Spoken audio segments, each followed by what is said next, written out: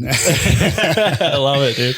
But so 2005, I checked in.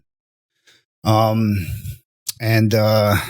when I got there, from a strength and conditioning standpoint, it was kind of what you would imagine your typical command PT style stuff. But we had an athletic trainer, so it was quasi-led, you know? And I was like, well, this is kind of weird. But you know what? At least it's all together, and it's not like boot camp style PT. So yeah, jumping jacks, push-ups. Exactly. It seemed like it had a rhyme and reason to it. Yeah. And you know, I was always kind of big into fitness and martial arts and that sort of thing. Interesting sidebar is when the coach came out, I'm like, man, that guy looks really familiar. Like, where have I seen this guy before? Yeah. And finally, a few weeks in, get to hit it off. And like, you know, dude, I've seen you before. You've got a familiar face. Where have you worked? And he was like, well, I used to coach over at Virginia Wesleyan College.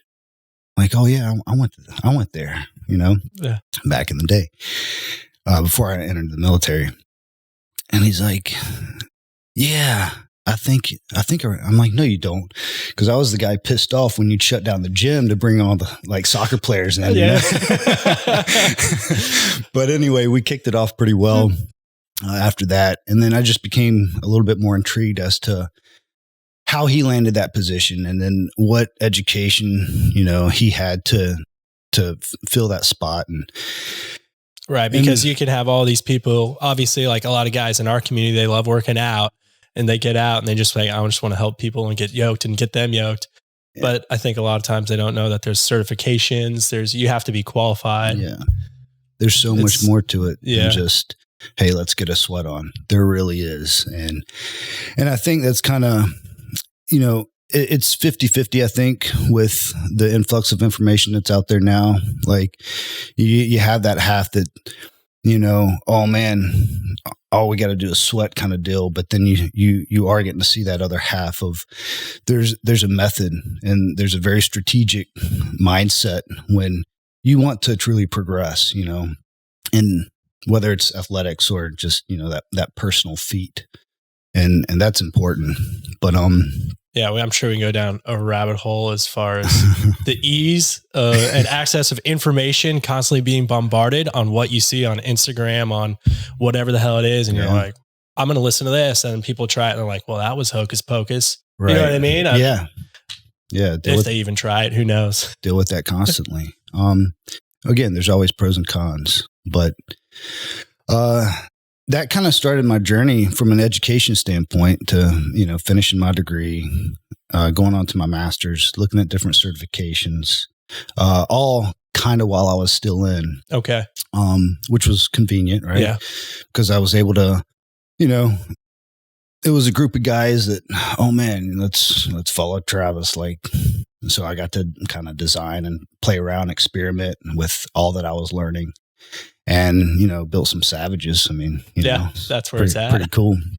And then, you know, it's coming up to that second enlistment decision. The dreadful one. Yes. They tend to either hang a carrot in front of you and you're in your head. You can't sleep at night. And right. That's a tough struggle. And, you know, I was married at the time, and it was like, what should we do? And I hadn't quite had it all figured out, which we never do, right? Yeah, that's the truth. So I stayed in. It's like, okay, I'm doing one more. I'm hitting that milestone for the masters, and then parting ways with the military. And again, Mike kind of guided me from an education standpoint. Hey, this will be good. This will be good. This will be good. To kind of fill those voids as a civilian coach. And so that's what I did. That was kind of my that active duty aspect, from going active duty operator to now strength coach. Yes. I mean, essentially you're fortunate enough to where you kind of knew the path, or what's always been aligned to who you are. So you kind of kept a foot in that, pursuing it while obviously you're doing the military. So you kind of had that idea of where you wanted to go, which is awesome. And it's funny, right? Like mindset plays a huge role of that. Like, you and I use words and you hear people say fortunate, right? And for me, I've heard somebody say, really be careful with that word because, you put yourself in your spot. Like you didn't just happen to be there, right? Yeah. We worked to be where we got most of the time, right? Yeah.